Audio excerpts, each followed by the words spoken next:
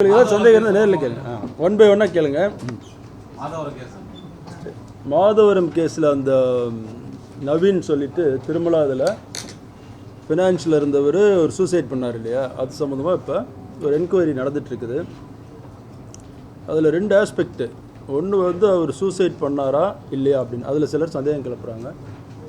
இது வரைக்கும் நடந்த விசாரணைகள் மறுபடியும் சொல்கிறேன், நிறைய முறை என்ன சொல்லிடுறாங்க, விசாரணையிலேயே நான் முடியறதுக்கு முன்னாடி கமிஷனர் கருத்து சொல்லிட்டாருன்ட்டு நிறைய கேள்விகள் கேட்கும் பொழுது பதில் சொல்லும்போது இது வரைக்கும் நடந்த விசாரணையில் தான் சொல்ல முடியும். இது வரைக்கும் நடந்த விசாரணையில் சொல்கிறேன், இது வரைக்கும் நடந்த விசாரணையில் அது சயின்டிஃபிக்காக அறிவியல் பூர்வமாக பார்க்கும்பொழுது அது சூசைட் மாதிரி தான் தெரியுது.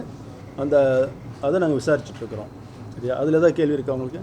சார், நவீன் 26ஆம் தேதி டிசி ஆஃபீஸில் விசாரணைக்கு வந்தாரா, அவரை விசாரிச்சாங்களா சார் டிசி ஆஃபீஸில்? இது வரைக்கும் அதாவது இந்த விசாரணை நமது இணை ஆணையாளர் மேற்கு மண்டலம் திருமதி திஷா மித்தல் பண்ணிகிட்ருக்குறாங்க.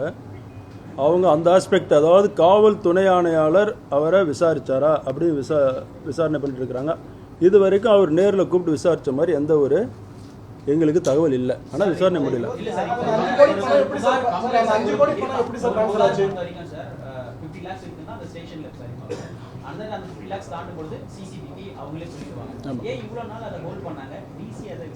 அதாவது 50 lakhsன்றது 2023 1 crore ஆக்கிட்டாங்க. ஸோ 1 crore மேலே இருக்கிறது சிசிபி விசாரிக்கணும், 1 crore கீழேனா லோக்கல் போலீஸில் விசாரிக்கலான்ட்டு.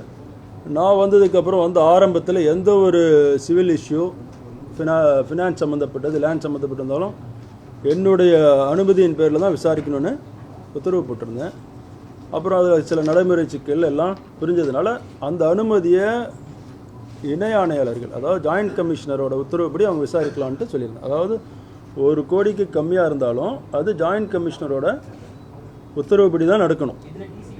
அதான் சார் சொல்கிறேன். இந்த இது வந்து பெட்டிஷன்லேயே 40 கோடின்னு போட்டிருந்ததுனால அது சிசிபியில் ஆல்ரெடி கம்ப்ளைண்ட் கொடுத்துருந்தது. அதை மீறி டிசி விசாரிச்சிருக்கக்கூடாது. அவர் விசாரித்தது தான் அது துறைபூர்வமான தவறு. அதுக்காக தான் அவர் மேலே விசாரணை பண்ணி அவர் அந்த தவறை பண்ணியிருக்கிறதுனால துறை ரீதியாக நடவடிக்கை எடுக்கும்.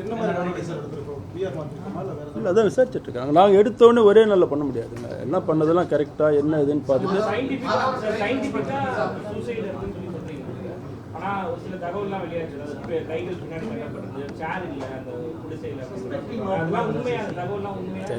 அதான் சொல்கிறேன். அதாவது சீன் ஆஃப் கிரைமை பார்க்கும் பொழுது அதே மாதிரி ஃபாரன்சிக் எக்ஸ்பர்ட் டாக்டர்ஸ்லாம் கேட்கும் பொழுது இது வந்து ஒரு கிளாசிக்கல் கேஸ் ஆஃப் சூசைடு தான். நிறைய இது மாத்திரம் இல்லை, நிறைய இடத்துல இந்த மாதிரி நடக்கும். ஏன்னா சூசைட் பண்ணும் பொழுது அவங்களாவே தப்பிக்க முயற்சி பண்ண கூட நிறைய விக்டிம்ஸ் வந்து பின்னாடி கட்டிக்குவாங்க. கிளாசிக்கல் வே ஆஃப் சூசைடு தான். அந்த த வே யூ டைட் தி நாட்டுமாங்களே, அந்த பின்னாடி கயிறு கட்டின இது மெத்தடு, அது இருக்கிற அது லூஸாக இருக்கிறதெல்லாம் வச்சு பார்க்கும்பொழுது சூசைட் மாதிரி. நீங்கள் கேட்ட சேருக்கு பார்த்தீங்கன்னா அந்த இடத்துல ஒரு சிமெண்ட் இது இருக்குது, சிமெண்ட் பேக் இருக்குது சார். 5 கோடி ரூபாய் ஆன்லைன் மூலமாக டிரான்சாக்ஷன் பண்ணியிருக்காரு நவீன். இறக்கிறதுக்கு முன்னாடி திருமணம் நடைபெற்றிருக்கு. அது காவல்துறைக்கு தெரியுமா, தெரிஞ்சுதான் நடந்துச்சா, எப்படி தெரியுமா? அதாவது சிசிபியில் முதல்ல கம்ப்ளைண்ட் கொடுத்தாங்க. நான் பொதுமக்கள்கிட்ட புகார் வாங்குறேன் இல்லையா, அந்த மாதிரி 25ஆம் தேதி பொதுமக்கள் குறைத்தீர்ப்பதில் புகார் வாங்கும்போது அதில் வந்த கம்ப்ளைண்ட் 25ஆம் தேதி புதன்கிழமை அதை நான் சிசிபிக்கு என்டார்ஸ் பண்ணுறேன். சிசிபியில் அதை விசாரிக்கும் பொழுது இன்னும் அவங்க அந்த கவுண்டர் பெட்டிஷனர், அதாவது அந்த விக்டிம் சைடே போகல, பெட்டிஷனர்கிட்டயே இருக்கக்கூடிய டாக்குமெண்ட்லாம் கொடுங்க, நீங்கள் சொல்கிறது சரியா தவறான்னு கேட்டுட்டு இருக்கிற ஸ்டேஜில் தான் இருந்தது. சரியா, இது வந்து அதே மாதிரி இவங்க பார்க்கும்பொழுது இது வரைக்கும் காவல்துறையில் கூப்பிட்டு இறந்தவர் விசாரித்த மாதிரி எந்த ஒரு ஆதாரமும் தடையும் இல்லை.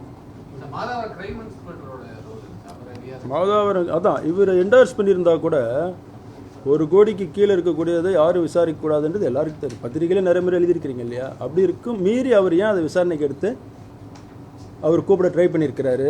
ஒன்று விசாரணைக்கு எடுத்துருக்கக்கூடாது, இல்லைனா ஜாயிண்ட் கமிஷன் நாலேஜ் கொண்டு வந்திருக்கணும். அதை பண்ணாமல் அவர் எடுத்ததுனால அப்புறம் இந்த விசாரணை நம்ம பண்ணிட்டு இருக்கிறோம் இல்லையா, அதில் அவங்க இருந்தால் இடைஞ்சலாக இருக்கக்கூடாதுன்றதால இருக்கணும். சிசிபியில் எந்த புகார் வந்தாலும் உடனடியாக வழக்கு பதிவு பண்ண மாட்டோம்.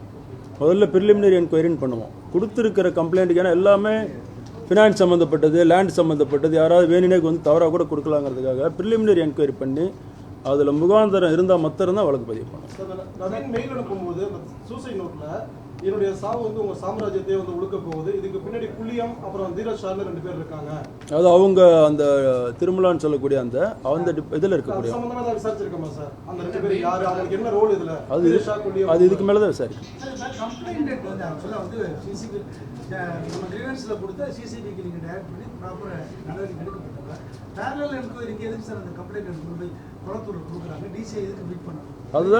அதுதானே தவறுன்னு சொல்லி சொல்கிறோம். அதனால தான் டிசிஐ வந்து இப்போ ஹெட் குவார்ட்டர்ஸில் வச்சுருக்கோம். அதான் மிரட்டின மாதிரி இது வரைக்கும் ஆதாரம் எதுவும் இல்லை.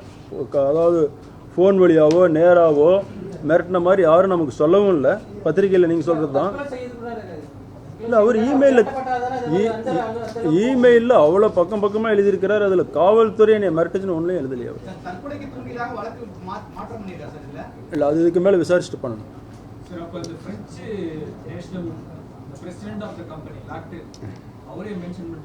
ஆமாம், அந்த சூசைட் நோட்டில் அவர் மென்ஷன் பண்ணியிருக்கார். அவர் தான் காரணம்ட்டு அது விசாரிப்பாங்க.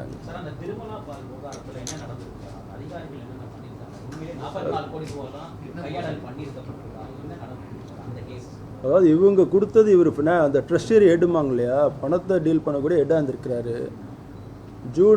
ஜூன் மாதம் 24ஆம் தேதி எந்த மாதம் ரிசைன் பண்ணுறாரு? ஜூன் 24 ரிசைன் பண்ணுறாரு. இவங்க அதுக்கப்புறம் அக்கௌண்ட்டை பார்க்கும்போது இவ்வளோ 40 கோடிக்கு மேலே கையாடல் நடந்ததாக கண்டுபிடிச்சிருக்கிறாங்க. அதுக்கு தான் அந்த இது நடந்துட்டு. சார், 9ஆம் தேதி காலையில் அவர் 26ஆம் தேதி பணம் அனுப்புறாரு 5 கோடி. ஆனால் தற்கொலை பண்ணிக்க போகிற 9ஆம் தேதி காலையில் அந்த நரேஷ் முகுந்த்னு சொல்லி 2 பேர் வந்து மிரட்டுறாங்க. அந்த நரேஷ் முகுந்த் யார், அவங்களை கூப்பிட்டு தான் விசாரிச்சிருக்கோமா இது வரைக்கும்? 2 நாள் ஆயிடுச்சு. இல்லை, அது அந்த ஆஸ்பெக்டில் இனிமேல் தான் விசாரிச்சிருக்கோம். அது வந்து தற்கொலைக்கு தூண்டாங்க அந்த ஆஸ்பெக்ட் விசாரிக்கும் போது அதெல்லாம் வரும். சார், இந்த சடலத்தை நம்ம மீட் பண்ணும்போது லட்சுமி தான் முதல்ல பார்த்ததா சொன்னாங்க. சரி, காவல்துறை இந்த சம்பவ இடத்துல இருந்தாங்களா சார்? இந்த கைகள் கட்டப்பட்டது, இந்த உயரமா இருந்துச்சு, அந்த இடத்துல கீழே அதுக்கப்புறம் போனாங்க. அதுக்கப்புறம் நாங்கள் போனோம். கையில் கட்டப்பட்டது எல்லாமே அவங்க பார்த்தாங்க. போய் பார்த்து சீனா அப்புறம் ஃபோட்டோ கிட்ட எல்லாமே இருக்கேன். சார், இப்போ குறிப்பாக நாற்காலி அந்த இடத்துல இல்லை. ஒரு தற்கொலை பண்ணிட்டு உயரமான ஒரு சிமெண்ட் பேக் இருக்குங்க. சிமெண்ட் பேக்கும் பக்கத்தில் தான் சார் இருக்கு. அதுக்கு நேராக அந்த தூக்கு பேருக்கு நேராக இல்லை. எப்படி அங்கே இருந்தால் பண்ண முடியும்? ஒரு சந்தேகம் காமன் பீப்புளுக்கு. அவங்கள கொண்டு போய் சீனில் கூட்டு போய் உங்களுக்கு எக்ஸ்பிளைன் பண்ண சொல்கிறேன். சரியா? இல்லை சார், தெரியும் சார், அது எங்களுக்கு தொழிலே அதுதானே எங்களுக்கு. அவங்க சகோதரி என்ன புகார் கொடுத்தாங்க? லட்சுமி என்ன புகார் கொடுத்தாங்க? அவங்க இன்னும் சகோதரி என்ன அவங்க இது வரைக்கும் எதுவும் புகார் கொடுத்த மாதிரி தெரியல. முதல்ல காணுன்னு சொல்கிறாங்க, என்னுடைய சகோதரரை காணுன்றாங்க. அதை பேஸ் பண்ணி தான் அப்புறம் இது கண்டுபிடிக்கிறோம். ஏன்னா இமெயில்லாம் உங்களுக்கு ரிசீவ் ஆயிருக்கு. இமெயில் பேஸ் பண்ணி தான் கொடுத்துருக்காங்க. அந்த புகாரில் நம்ம காவல்துறை பற்றியோ மற்றவங்க பற்றி தான் குறிப்பிட்டிருக்காங்க. இல்லை, அவங்களும் சொல்லலை, இமெயிலையும் காவல்துறையை பற்றி சொல்லலை. வெளியானால் அப்படி ஒரு இது நியூஸ் வெளியே வந்ததுனால தான் இது நம்ம கவனத்துக்கு வந்தது. டிசி அவர்கள் விடுமுறை போனாரு, அதனால தான் சந்தேகம் ஏற்பட சொல்றாங்க. இல்லை, டிசி விடுமுறை போனது நான் தான் விடுமுறை கொடுக்குறது. அதெல்லாம் 2 நாளைக்கு முன்னாடியே கொடுத்தேன்.